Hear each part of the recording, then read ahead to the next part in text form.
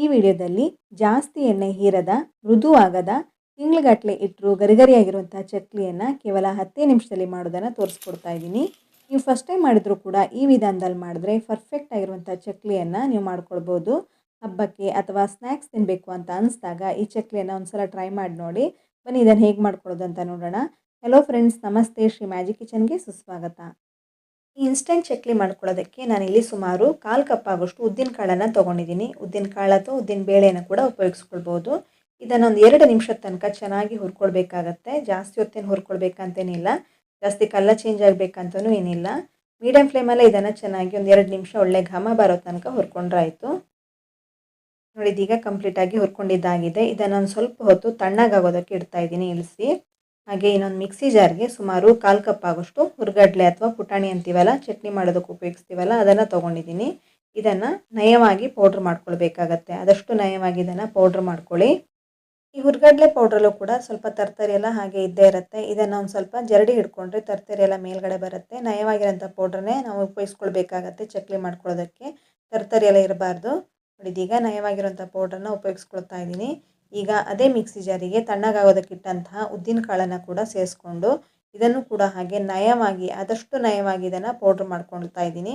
ನೋಡಿ, ನಯವಾಗಿರೋಂಥ ಪೌಡ್ರ್ ಇದೀಗ ರೆಡಿಯಾಗಿದೆ.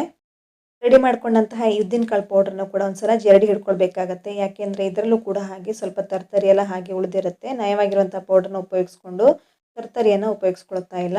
ಯಾಕೆಂದರೆ ಇದೆಲ್ಲ ಉಪಯೋಗಿಸ್ಕೊಂಡ್ರೆ ತರ್ತರಿ ಚಕ್ಲಿ ಪರ್ಫೆಕ್ಟಾಗಿ ಬರಲ್ಲ. ಹಾಗಾಗಿ ನಯವಾಗಿರೋಂಥ ಪೌಡ್ರನ್ನೇ ಉಪಯೋಗಿಸ್ಕೊಳ್ತಾ ಇದ್ದೀನಿ. ಇದೀಗ ನಾನು ಇದಕ್ಕೆ 1 ಕಪ್ ಆಗೋಷ್ಟು ಅಕ್ಕಿ ಹಿಟ್ಟನ್ನು ಸೇರಿಸ್ಕೊಂಡಿದ್ದೀನಿ. ನೀವು 1 kg ಆಗೋಷ್ಟು ಅಕ್ಕಿ ಹಿಟ್ಟನ್ನು ತೊಗೊಂಡ್ರೆ 1/4 kg ಆಗೋಷ್ಟು ಉದ್ದಿನ ಕಾಳು ಹಾಗೆ 1/4 kg ಆಗೋಷ್ಟು ಹುರ್ಗಡ್ಲೆ ಅಥವಾ ಪುಟಾಣಿಯನ್ನು ತೊಗೊಳ್ಬೇಕಾಗತ್ತೆ. ಈಗ ಇದಕ್ಕೆ ನಾನು 1 ಟೇಬಲ್ ಸ್ಪೂನ್ ಆಗೋಷ್ಟು ಜೀರಿಗೆ ಹಾಗೆ 1 ಟೇಬಲ್ ಸ್ಪೂನ್ ಆಗೋಷ್ಟು ಬಿಳಿ ಎಳ್ಳನ್ನು ಕೂಡ ಸೇರಿಸ್ಕೊಳ್ತಾ ಇದ್ದೀನಿ. ಹಾಗೆ ಇದಕ್ಕೆ ನಾನು ಸುಮಾರು 1/4 ಟೇಬಲ್ ಸ್ಪೂನ್ ಆಗೋಷ್ಟು ಇಂಗನ್ನು ಹಾಕ್ಕೊಂಡಿದ್ದೀನಿ. ಹಾಗೆ 1 ಟೇಬಲ್ ಸ್ಪೂನ್ ಆಗೋಷ್ಟು ಅಚ್ಚಕಾರದ ಪುಡಿ ಅಥವಾ ರೆಡ್ ಚಿಲ್ಲಿ ಪೌಡ್ರನ್ನು ಸೇರಿಸ್ಕೊಂಡಿದ್ದೀನಿ. ಖಾರ ಬೇಕಾದರೆ ಹಾಕ್ಕೊಳ್ಳಿ, ಇಲ್ಲಾಂದರೆ ಇದನ್ನು ಸ್ಕಿಪ್ ಕೂಡ ಮಾಡ್ಕೊಳ್ಬೋದು. ರುಚಿಗೆ ತಕ್ಕಷ್ಟು ಉಪ್ಪನ್ನು ಹಾಕ್ಕೊಂಡಿದ್ದೀನಿ. ಇದಕ್ಕೆ 5 ಟೇಬಲ್ ಸ್ಪೂನ್ ಆಗೋಷ್ಟು ತುಪ್ಪವನ್ನು ಸೇರಿಸ್ಕೊಳ್ಬೇಕಾಗತ್ತೆ. ತುಪ್ಪ ಹಾಕ್ಕೊಂಡ್ರೆ ತುಂಬ ಚೆನ್ನಾಗಿ ಪರ್ಫೆಕ್ಟಾಗಿ ಗರಿಗರಿಯಾಗಿರುವಂಥ ಚಕ್ಲಿಯನ್ನು ಮಾಡ್ಕೊಳ್ಬೋದು. ತುಪ್ಪ ಬದಲಿಗೆ ನೀವು ಬೆಣ್ಣೆಯನ್ನು ಕೂಡ ಬಿಸಿ ಮಾಡಿ ಹಾಕ್ಕೊಳ್ಬೋದು, ಅದು ಕೂಡ ತುಂಬ ಚೆನ್ನಾಗಿ ಬರುತ್ತೆ. 5 ಟೇಬಲ್ ಸ್ಪೂನ್ ಅಂತೂ ಹಾಕ್ಕೊಳ್ಳೇಬೇಕಾಗತ್ತೆ ತುಪ್ಪ. ತುಪ್ಪ ಇಲ್ಲದಿದ್ದರೆ ಅಥವಾ ಬೆಣ್ಣೆ ಕೂಡ ಇಲ್ಲದಿದ್ದರೆ ಎಣ್ಣೆ ಕೂಡ ಬಿಸಿ ಮಾಡಿಕೊಂಡು ಹಾಕ್ಕೊಳ್ಬೋದು. ಇಷ್ಟನ್ನು ಹಾಕ್ಕೊಂಡ ನಂತರ ಚೆನ್ನಾಗಿ ಈ ರೀತಿ ಮಿಕ್ಸ್ ಮಾಡ್ಕೊಳ್ಳಿ. ಕೈಯಲ್ಲಿ ಅಥವಾ ಸ್ಪೂನಿನ ಸಹಾಯದಿಂದ ಕೈಯಲ್ಲಿ ಈ ರೀತಿ ಮಿಕ್ಸ್ ಮಾಡಿಕೊಂಡ್ರೆ ಚೆನ್ನಾಗಿ ಸ್ಪ್ರೆಡ್ ಆಗುತ್ತೆ ತುಪ್ಪ ಎಲ್ಲದ ಕಡೆ. ಈ ರೀತಿ ಕೈಲಿ ಚೆನ್ನಾಗಿ ಕಲಿಸ್ಕೊಂಡ ನಂತರ ನಿಮಗೆ ಗೊತ್ತಾಗುತ್ತೆ ತುಪ್ಪ ಕಮ್ಮಿ ಆಯಿತು ಅಥವಾ ಇನ್ನೂ ಹಾಕ್ಕೊಳ್ಬೇಕಾ ಬೇಡವಾ ಅಂತ. ಒಂದು ಮುಷ್ಟಿ ಈ ರೀತಿ ಹಿಟ್ಟನ್ನು ಹಿಡಿದು ನೋಡಿದ್ರೆ ಉಂಡೆ ಆಗಬೇಕು, ಒಡೆದು ಹೋಗಬೇಕು. ಈ ರೀತಿ ಆಗಿಲ್ಲ ಅಂದರೆ ಇನ್ನೊಂದು ಸ್ವಲ್ಪ ತುಪ್ಪವನ್ನು ಸೇರಿಸ್ಕೊಳ್ಬೋದು. ಇದಕ್ಕೆ ಈಗ ನಾನು ನೀರನ್ನು ಸೇರಿಸ್ಕೊಳ್ತಾ ಇದ್ದೀನಿ. ನೋಡಿ, ಬಿಸಿಯಾಗಿರುವಂತಹ ನೀರನ್ನು ಸೇರಿಸ್ಕೊಳ್ತಾ ಇದ್ದೀನಿ. ಸ್ವಲ್ಪ ನೀರನ್ನು ಹಾಕ್ಕೊಳ್ತಾ ಈ ರೀತಿ ಮಿಕ್ಸ್ ಮಾಡ್ಕೊಳ್ಬೇಕು. ತುಂಬ ಬಿಸಿ ಇರೋದ್ರಿಂದ ಕೈಯಲ್ಲಿ ಮುಟ್ಟೋದಕ್ಕಾಗಲ್ಲ, ಸ್ಪೂನಿನ ಸಹಾಯದಿಂದ ಮಿಕ್ಸ್ ಮಾಡ್ಕೊಳ್ಬೋದು. ಸ್ವಲ್ಪ ತಣ್ಣಗಾದ ನಂತರ ನೋಡಿ, ಕೈಲಿ ಈ ರೀತಿ ಮಿಕ್ಸ್ ಮಾಡ್ಕೊಳ್ತಾ ಬನ್ನಿ. ಜಾಸ್ತಿ ನೀರನ್ನು ಹಾಕ್ಕೊಳ್ಳೋದಕ್ಕೆ ಹೋಗಬೇಡಿ, ಒಂದೇ ಸಲ ಸ್ವಲ್ಪ ನೀರನ್ನು ಸೇರಿಸ್ಕೊಳ್ತಾ ಈ ರೀತಿ ನಾದ್ಕೊಳ್ತಾ ಬರಬೇಕಾಗತ್ತೆ. ನೋಡಿ, ಈ ರೀತಿ ಸಾಫ್ಟ್ ಆಗಿರುವಂಥ ಹಿಟ್ಟನ್ನು ರೆಡಿ ಮಾಡ್ಕೊಳ್ಬೇಕು. ಹಿಟ್ಟನ್ನು ಕಲಿಸ್ಕೊಡುವಾಗ ನೋಡಿ ಇದೇ ಹದದಲ್ಲಿ ಕಲಿಸ್ಕೊಳ್ಬೇಕಾಗತ್ತೆ. ತುಂಬ ನೀರಾಗಿ ಮಾಡಿಕೊಂಡ್ರೆ ಚಕ್ಲಿ ಮಾಡ್ಕೊಳ್ಳುವಾಗ ಚಕ್ಲಿ ಕಟ್ಟಾಗುತ್ತೆ. ಹಾಗೆ ತುಂಬ ಗಟ್ಟಿಯಾಗಿ ಕಲಿಸ್ಕೊಂಡ್ರೂ ಕೂಡ ಹಾಗೆ ತುಂಬ ಗಟ್ಟಿಯಾಗಿ ಚಕ್ಲಿ ಮಾಡ್ಕೊಳ್ಬೇಕಾಗತ್ತೆ. ಇದೇ ಹದದಲ್ಲಿ ಪರ್ಫೆಕ್ಟಾಗಿ ಸಾಫ್ಟಾಗಿ ಕಲಿಸ್ಕೊಂಡ್ರೆ ಚಕ್ಲಿ ಅನ್ನೋದು ಪರ್ಫೆಕ್ಟಾಗಿ ಮಾಡ್ಕೊಳ್ಬೋದು. ಇದನ್ನು ಈ ರೀತಿ ಸಿಲಿಂಡ್ರಿಕಲ್ ಶೇಪಲ್ಲಿ ಮಾಡಿಟ್ಕೊಳ್ತಾ ಇದ್ದೀನಿ ನಾನು ಇವಾಗ. ಈ ರೀತಿ ಮಾಡಿಕೊಂಡ್ರೆ ಚಕ್ಲಿ ಪ್ರೆಸರಿಗೆ ಹಾಕೊಳ್ಳೋದಕ್ಕೆ ಈಸಿ ಆಗುತ್ತೆ. ಇದನ್ನು ರೆಡಿ ಮಾಡ್ಕೊಂಡು ಒಂದು ಬಟ್ಟೆ ಮುಚ್ಚಿಡ್ತಾ ಇದ್ದೀನಿ. ಇದು ಈ ರೀತಿ ಬಟ್ಟೆ ಮುಚ್ಚಿಟ್ರೆ ಡ್ರೈ ಆಗಲ್ಲ, ಡ್ರೈ ಆಗೋದಕ್ಕೆ ಬಿಡಬಾರ್ದು. ಹಾಗೆ ಒಂದು ಚಕ್ಲಿ ಪ್ರೆಸರಿಗೆ ಎಣ್ಣೆಯನ್ನು ಸವರಿಟ್ಕೊಳ್ತಾ ಇದ್ದೀನಿ. ಈ ರೀತಿ ಎಣ್ಣೆ ಸವರ್ಕೊಂಡು ಹಾಕ್ಕೊಂಡ್ರೆ ಹಿಟ್ಟು ಅಂಟ್ಕೊಳ್ಳಲ್ಲ, ತುಂಬ ಈಸಿಯಾಗಿ ಇಳ್ಕೊಂಡು ಬರುತ್ತೆ. ಈ ರೀತಿ ಮಾಡಿಕೊಂಡು ರೆಡಿ ಮಾಡ್ಕೊಂಡಂತಹ ಹಿಟ್ಟನ್ನು ಇದರೊಳಗೆ ಹಾಕಿಬಿಟ್ಟು ಇದನ್ನು ಕ್ಲೋಸ್ ಮಾಡಿಕೊಂಡು ಚಕ್ಲಿ ಪ್ರೆಸರನ್ನು ಇದನ್ನು ಚಕ್ಲಿ ಮಾಡ್ಕೊಳ್ಳೋದಕ್ಕೆ ಉಪಯೋಗಿಸ್ಕೊಳ್ತಾ ಇದ್ದೀನಿ. ಇದನ್ನು ನೀವೊಂದು ಬಟರ್ ಶೀಟ್ ಮೇಲ್ಗಡೆ ಮಾಡ್ಕೊಳ್ಬೋದು ಅಥವಾ ಬಾಳೆ ಎಲೆ ಮೇಲ್ಗಡೆ ಕೂಡ ಮಾಡ್ಕೊಳ್ಬೋದು ಚಕ್ಲಿಯನ್ನು, ಅಥವಾ ಬಟ್ಲು ಮೇಲ್ಗಡೆ ಕೂಡ ಮಾಡ್ಕೊಳ್ಬೋದು. ಈ ರೀತಿ ಸ್ವಲ್ಪ ಎಣ್ಣೆಯನ್ನು ಸವರ್ಕೊಂಡು ನಂತರ ಈ ರೀತಿ ಚಕ್ಲಿಯನ್ನು ಹಾಕ್ಕೊಳ್ಬೇಕಾಗತ್ತೆ. ನಂತರ ಎರಡೂ ಕಡೆ ಈ ರೀತಿ ಪ್ರೆಸ್ ಮಾಡಿಕೊಂಡ್ರೆ ಟೈಟಾಗಿ ನಿಲ್ಲುತ್ತೆ, ಇಲ್ಲಾಂದರೆ ಎಣ್ಣೆ ಹಾಕ್ಕೊಂಡ್ರೆ ಹರಡ್ಕೊಂಡು ಬಿಡುತ್ತೆ. ನೋಡಿ, ಇದೇ ರೀತಿ ಎಲ್ಲವನ್ನು ಮಾಡಿಟ್ಕೊಳ್ತಾ ಇದ್ದೀನಿ. ಒಂದು ಸಲ 4-5 ಮಾಡಿಕೊಂಡು ಎಣ್ಣೆಗೆ ಹಾಕ್ಕೊಳ್ಬೋದು.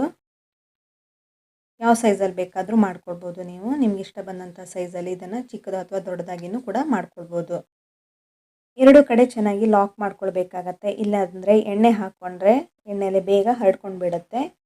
ಚೆನ್ನಾಗಿ ಇದನ್ನು ಎರಡು ಕಡೆ ನೀಟಾಗಿ ಲಾಕ್ ಮಾಡ್ಕೊಳ್ಬೇಕು. ನೋಡಿ, ಒಂದು ಚೂರು ಕಟ್ ಆಗ್ತಾ ಇಲ್ಲ. ಹಿಟ್ಟನ್ನು ಕರೆಕ್ಟಾಗಿ ಪರ್ಫೆಕ್ಟಾಗಿ ರೆಡಿ ಮಾಡಿಕೊಂಡ್ರೆ ಎಣ್ಣೆಗೆ ಹಾಕಿದರೂ ಕೂಡ ಹರಡ್ಕೊಳ್ಳಲ್ಲ. ನೋಡಿ, ಎರಡೂ ಕಡೆ ಚೆನ್ನಾಗಿ ಲಾಕ್ ಮಾಡ್ಕೊಂಡಿದ್ದಾಗಿದೆ. ಎಲ್ಲವನ್ನು ರೆಡಿ ಮಾಡಿಕೊಂಡು ಎಣ್ಣೆಯನ್ನು ಕೂಡ ಚೆನ್ನಾಗಿ ಕಾಯಿಸ್ಕೊಳ್ಳೋದಕ್ಕೆ ಇಟ್ಕೊಂಡಿದ್ದೀನಿ ನಾನು. ನೀವು ಚಕ್ಲಿನ ಫಸ್ಟ್ ಟೈಮ್ ಮಾಡ್ತಾಯಿದ್ದು ಎಣ್ಣೆಗೆ ಚಕ್ಲಿನ ಬಿಡೋದಕ್ಕೆ ಕಷ್ಟ ಅನಿಸಿದ್ರೆ ಈ ಥರ ಮಾಡ್ಕೊಳ್ಬೋದು. ಒಂದು ಸೌಟಿನ ಮೇಲ್ಗಡೆ ನೋಡಿ ಈ ರೀತಿ ಚಕ್ಲಿನ ಹಾಕ್ಕೊಳ್ಬೋದು. ಈ ರೀತಿ ಮಾಡಿಬಿಟ್ಟು ಡೈರೆಕ್ಟಾಗಿ ಸೌಟನ್ನು ಎಣ್ಣೆಗೆ ಹಾಕಿದ್ರೆ ಆಯಿತು. ಆವಾಗ ಈಸಿಯಾಗಿ ಚಕ್ಲಿನ ರೆಡಿ ಮಾಡ್ಕೊಳ್ಬೋದು, ಹಾಕೋದಕ್ಕೆ ಕಷ್ಟ ಆಗಲ್ಲ. ಎರಡು ಕಡೆ ಲಾಕ್ ಮಾಡ್ಕೊಳ್ತಾ ಇದ್ದೀನಿ. ಈ ರೀತಿ ಮಾಡಿಕೊಂಡು ಚಕ್ಲಿಯನ್ನು ಎಣ್ಣೆಗೆ ಹಾಕ್ಕೊಂಡ್ರೆ ಆಯಿತು. ಎಣ್ಣೆನ ಚೆನ್ನಾಗಿ ಕಾಯಿಸ್ಕೊಳ್ಬೇಕು. ಗ್ಯಾಸ್ ಫ್ಲೇಮನ್ನು ಮೀಡಿಯಮ್ ಫ್ಲೇಮಲ್ಲೇ ಎಣ್ಣೆನ ಚೆನ್ನಾಗಿ ಕಾಯಿಸ್ಕೊಂಡಿದ್ದೀನಿ. ಈ ರೀತಿ ಎಣ್ಣೆಗೆ ಹಾಕ್ಕೊಂಡ್ರೆ ಆಯಿತು. ತುಂಬ ಈಸಿಯಾಗಿ ಇಳ್ಕೊಂಡು ಬಂದಿದೆ. ಕೈಯಲ್ಲೂ ಕೂಡ ಹಾಕ್ಕೊಳ್ಬೋದು.